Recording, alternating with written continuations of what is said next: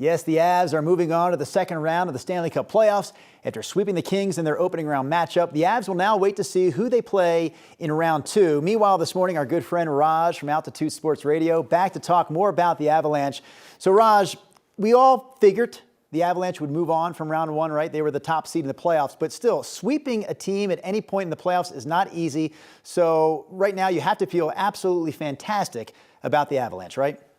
You have to feel great. The goaltending has been awesome. Nathan MacKinnon and Cale Makar, even though they weren't on the score sheet all that much going into game four, have been at the top of their game. And the depth has really come into play. Nicolas scores multiple goals in that series. And now you get at least 6 days off before you face either the Minnesota Wild or the Dallas Stars. You get to heal some bumps and bruises. The Avs are not going to practice today. They will not practice tomorrow. The next time they'll be on the ice is Wednesday. And rest is a weapon. It's not rust versus rest. It is a weapon in the postseason. They looked great. LA was outmatched, but Colorado far and away the better team.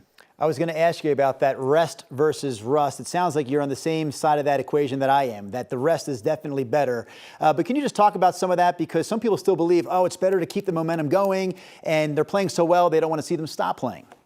Right, we get nervous. We always have to think back to that 2007 Rocktober when the Rockies go all the way to the World Series and they have to sit there and they have to wait for the Boston Red Sox, and then they get walloped in the World Series. I think this is different for the Avalanche, right? The Rockies had to win 22 of 23 even to get to that point in the postseason. The Avs have been front runners the entire year, that they're best offensive team, the best defensive team in the National Hockey League, and you want Minnesota and Dallas to play as long of a series as possible. Both of those teams' top pairings have played games in which they've played north of 40 minutes of time on ice and 35 minutes of time on ice in 2 of their last 3 games. You want to get healthy. You want to get ready to go so that you can be firing on all cylinders when round 2 comes.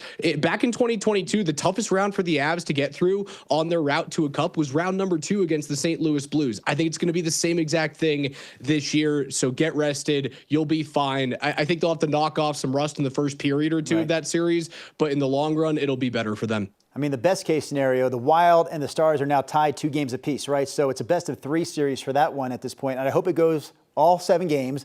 And I hope those 2 beat the heck out of each other over those next 3 games. That would definitely benefit the Avs. But I do want to ask you about trying to keep that momentum going. You're not going to play any games for the next 6 days. What can you do to keep that positive momentum going?